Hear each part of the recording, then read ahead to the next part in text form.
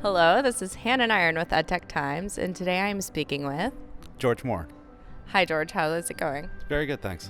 So, tell me a little bit about what you're doing at this conference today.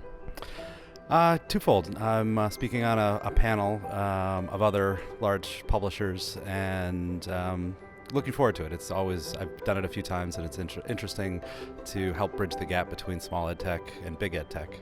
So that's one focus, and then it's really to kind of get a pulse of what's happening and meeting the new companies that are here and getting a sense of kind of what problems they're tackling and how they're approaching it. And tell me a little bit about what you do at Cengage. Sure. I'm Chief Technology Officer, so I'm responsible for a few different groups. The overall our technology across the organization, so all of the business systems and everything. But the major focus of mine is building all the digital products, and responsible for delivering on all the roadmaps and the strategy of how we're bringing technology into the classroom. And there's a lot going on in that department.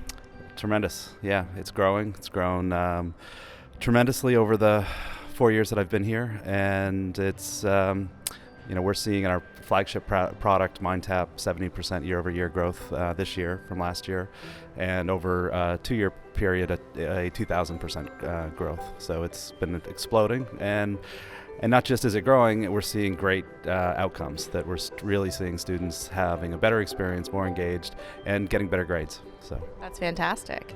So tell me about the newest developments that you all are working on right now. It's a big team, so much going on, you can't possibly summarize it. Well over 500 engineers, so big organization.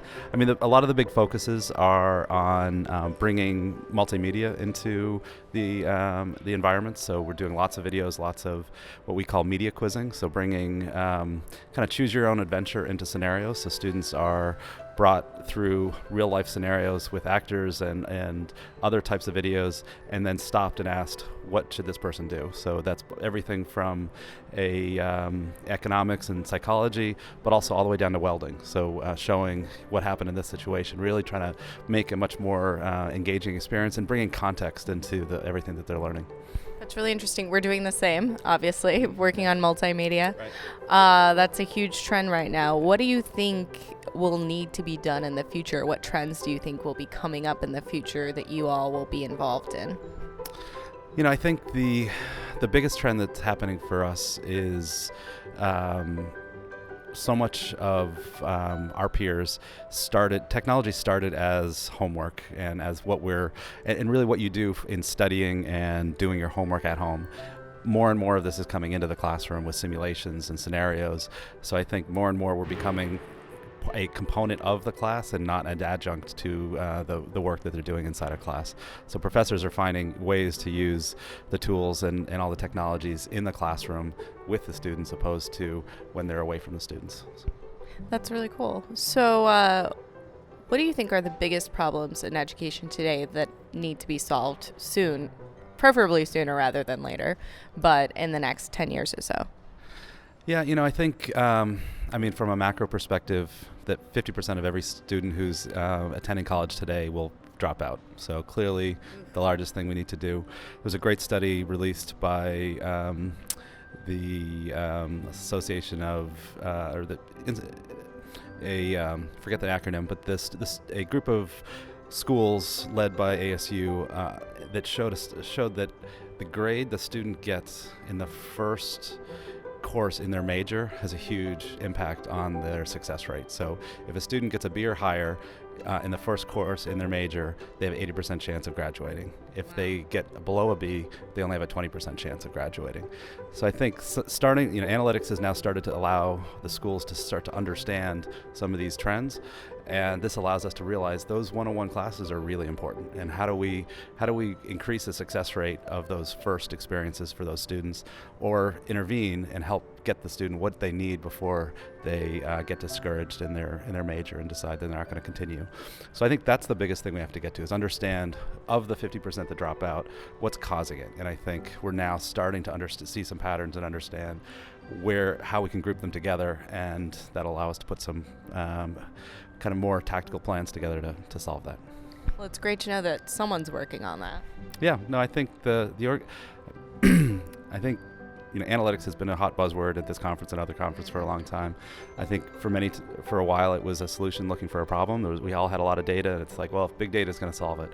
But now I think we're finally starting to get the insights and the hypotheses that we can then go test against that data to really affect some change. So I'm starting to see it's not about collecting data, it's about using data, and the data is used to drive hypothesis. So when schools start to say, I wonder if the grade of that first class has something to do with it, we now can use big data to solve that, to answer that question, and then build programs. So I feel like big data is part of the solution, but it's really how you use it, and I'm just now starting to see some much more practical and solutions that really can drive to better results. And what do you think of the Learn Launch Conference today? We're here at the Learn Launch Conference of 2017. What do you think of this conference, and what do you hope to get from it this week? So I've been part of Learn Launch from the beginning, and when Gina first approached us, and we were one of the first sponsors. So I think it's great. I think they've done a great job to really build a culture here in Boston, and just an overall a group that has international recognition. So we relocated our headquarters to Boston with the sole reason that Boston is the crossroads of technology and education, and there's a unique difference here, and I think Learn Launch has helped solidify that and given the startups, which are real important to the ecosystem, kind of a process to get more engaged and grow faster.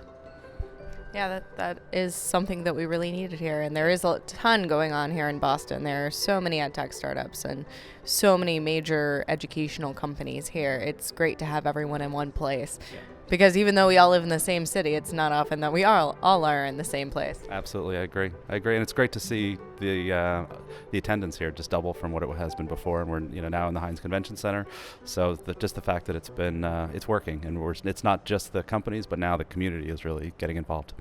Interesting. Well, thank you for speaking with us today, George. I can't wait to see what you do at this conference and to find out what Cengage does in the next year or so. Great.